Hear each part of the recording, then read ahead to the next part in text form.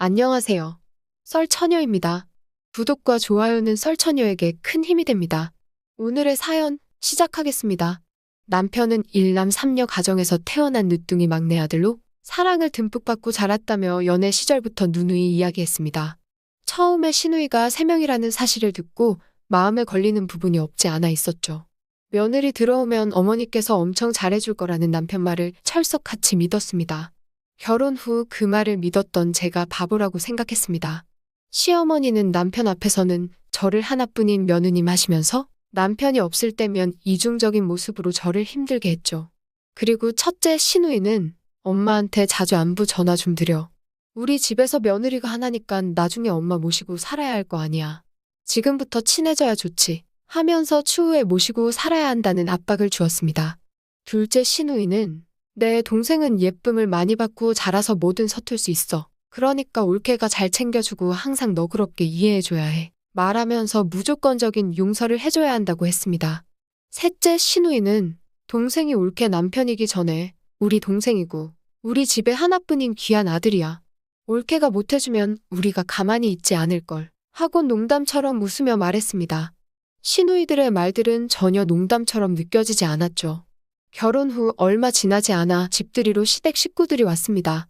어머님은 신혼집에 오시자마자 주방으로 가셔서 냉장고를 열어보시더니 저를 부르셨습니다. 저에겐 냉장고 안에 냉동 만두면 소시지, 죄다 인스턴트뿐이네. 건강에도 안 좋고 밖에서 일하는 애가 이런 거 먹고 힘을 쓰겠니? 직접 한 밥을 먹어야지 하셨습니다. 그러더니 너네 집안에서 너는 첫째고 우리 아들은 막내로 곱게 자랐잖니. 그래서 아무것도 모르는 애야. 아까워서 내가 집안일 시킨 적 한 번도 없어. 그러니 살림은 너가 도맡아 해야 할 거야. 라며 말하셨습니다. 그러고는 밥 2그릇을 만들 수 있는 뚝배기를 줄 테니 몇 끼 새로 밥 지어서 해먹이라는 겁니다. 물론 바로 한 밥이 맛있겠죠. 그런데 저도 살림만 하는 사람이 아니고 맞벌이를 하기 때문에 현실적으로 힘들다고 솔직히 말씀드렸어요. 살림은 서로 시간 날 때 돌아가면서 하고 있다고요. 그랬더니 시누이 3명과 어머님은 살림은 손끝 야무진 여자가 해야지 집안이 돌아간다고 말했습니다. 언제적 고리타분한 이야기를 하는가 싶었고 어차피 함께 살 것도 아니니 그냥 한 귀로 듣고 흘려버렸습니다. 집들이를 한 일주일 뒤 어머님은 남편이 야유였다며 저에게 사고를 택배로 보냈다고 푹 끓여서 남편을 먹이라는 겁니다. 저는 요즘 잦은 야근으로 힘들기도 해 남편한테 말해서 하라고 할게요 했습니다. 시어머니는 제 말이 끝나기 무섭게 사골 끓이는 게 뭐가 힘들다고 너가 하면 되겠구만 하시는 겁니다. 주말에는 저도 쉬고 싶고 회사 일이 바쁘다고 말씀드렸습니다. 제 이야기를 듣던 어머님은 못마땅하신 듯 궁시렁하면서 전화를 끊으셨습니다. 그로부터 일주일 뒤 어머님이 가지고 싶은 옷이 있으셨는지 연락을 하셨습니다. 그래서 제가 생신도 곧 다가오니 사드리겠다고 말씀드렸죠. 그런데 어머니는 거기에 대고 이 옷을 입으려면 여기에 맞는 신발이랑 가방도 필요하다며 말하시는 거예요. 옷도 비싼 편이라서 그건 조금 힘들 것 같다고 말씀드렸어요. 그 후 남편에게 바로 연락하더니 며느리가 많이 힘든가 보다. 내가 가지고 싶은 게 있다고 하니깐 돈 없다고 딱 찰나 말하더라 했다는 겁니다. 저랑 처음부터 한 대화는 모조리 삭제하고 자신이 말하고 싶은 대로만 말한 거죠. 그래서 남편에게 내용을 모두 이야기했고 남편은 그제서야 오해가 있었던 것 같다고 했습니다. 한 달쯤 지난 뒤 첫째 시누이 생일이 있었습니다. 가족들은 시댁으로 모이게 되었고 대화를 하다가 여자도 경제력을 가져야 한다는 이야기가 나왔죠. 시누이들은 요즘은 맞벌이가 많아서 여자들이 살기 좋아졌다고 말하더라고요. 그랬더니 옆에 계시던 어머님은 여자도 경제력을 가져야 해서 일을 해야지. 그래도 집의 가장은 남편이야. 가장을 무시하면 안 되고 떠받들고 살아야지 하셨습니다. 어머님 말을 듣던 둘째 시누이는 엄마, 남편이 가장이라도 돈을 여자가 더 많이 벌면 어떻게 되는 거야? 하고 물었습니다. 어머님은 그래도 남편은 하늘처럼 모셔야지 집안이 안 망하는 거야 하면서 말도 안 되는 이론을 펼쳤습니다. 첫째 시누이는 엄마 그런 소리 밖에 나가서 하면 욕먹어. 요즘에는 맞벌이라 남녀 구분 없이 뭐든 동등하게 해야지 했습니다. 오랜만에 시누이가 옳은 소리를 해서 웬일인가 했죠. 하지만 어머님은 굴하지 않고 여자가 돈을 벌어온다 해도 큰일은 언제나 집안에서는 남자가 하는 거야. 며느라, 너도 요즘 사람들처럼 남편 막대하는 거 아니지? 너가 남편을 우습게 생각하면 너까지 우스워지는 거야 라고 말씀하셨습니다. 이 분위기에서 제 의견 말했다가 무슨 험한 꼴 당할지 몰라 미소만 지었습니다. 그 후 저희 부부는 별 다른 문제 없이 잘 지냈습니다. 하지만 3개월이 흐른 뒤 갑작스럽게 제가 다니는 회사가 지방으로 이사를 가게 되면서 남편과 회사를 다닐 건지 아니면 그만둘 건지에 대해 이야기를 했습니다. 상의 끝에 남편은 회사에서 집도 마련해 준다고 하니 일은 계속하는 게 어떠냐고 말했습니다. 그렇게 저희 부부는 주말 부부가 되어 잘 적응해 갔습니다. 하지만 이를 알게 된 시어머님은 바로 전화하더니 저에게 화를 내기 시작했습니다. 너는 생각이 있니? 여자가 아무리 경제력을 갖는 건 좋다지만 남편은 직접 챙겨야지. 너가 지방 가버리면 우리 아들 밥이랑 빨래는 누가 해주니? 하시는 겁니다. 같이 일하는 저를 마치 가정부 대하듯 말씀하셔서 불쾌했죠. 어머님, 남편이 한두 살 어린애도 아니고 자기 밥이랑 빨래는 혼자 해결할 수 있어요. 그리고 저 혼자 결정한 문제 아니고 남편과 상의한 끝에 결정한 거예요. 계속 저희 부부 일에 관여 안 하셨으면 좋겠어요? 대답했습니다.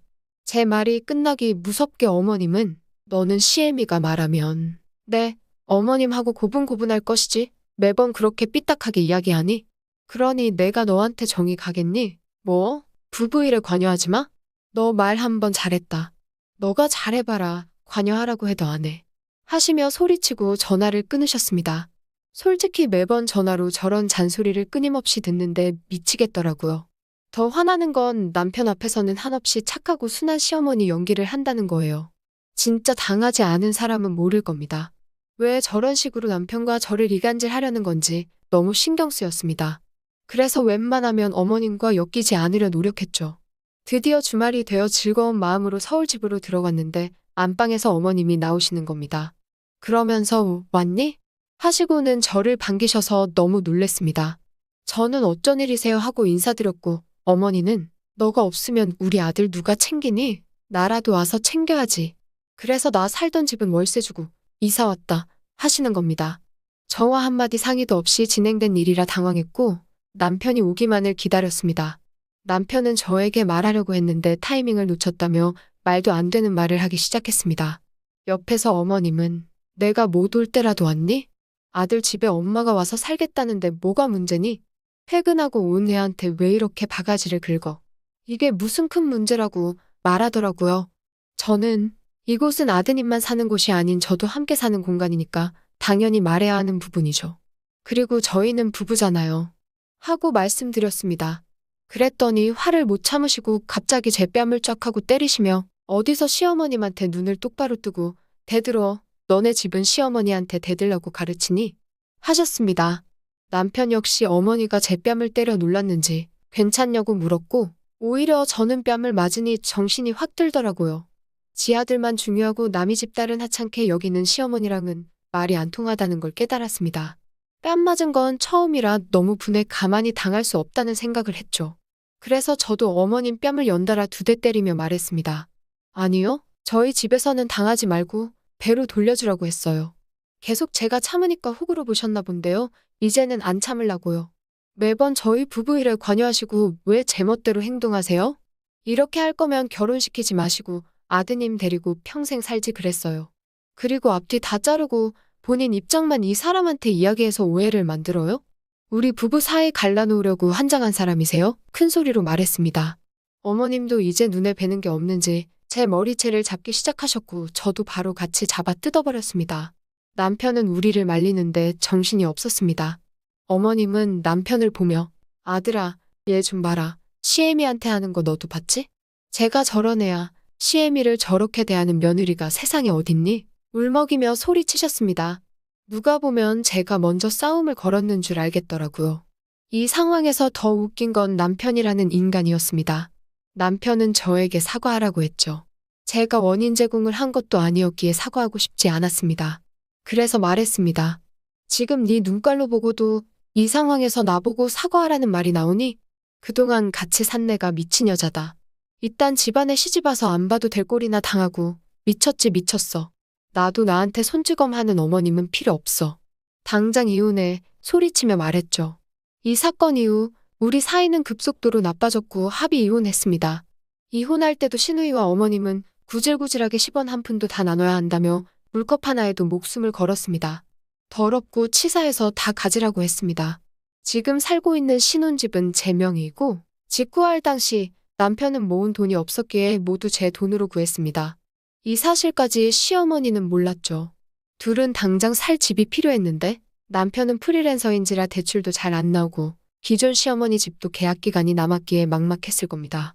둘은 누나네 집에 잠시 살면 된다고 말했지만 시누이들은 서로 떠넘기기 바빴죠. 시어머니는 그렇게 예뻐하던 딸들한테 배신당하고 무능력한 아들에게 실망하며 저에게 돈을 빌려달라고 말했습니다. 제가 미쳤습니까? 누구 좋으라고 돈을 빌려줍니까? 능력도 없으면서 목소리만 큰 주제에 꺼지라고 말했죠. 그렇게 남편과 깔끔하게 헤어졌습니다. 저는 이혼 후 다니던 회사에서 인정받아 해외 발령 나면서 현재는 외국에서 잘 살고 있습니다. 만약 그때 전 시어머니에게 맞기만 하고 뺨 2대를 갈기지 못했다면 평생 밤마다 이불킥하고 아쉬워하며 살았을 것 같습니다. 오늘의 사연은 여기까지입니다. 긴 사연 끝까지 들어주셔서 감사합니다. 구독과 좋아요는 썰처녀에게 큰 힘이 됩니다.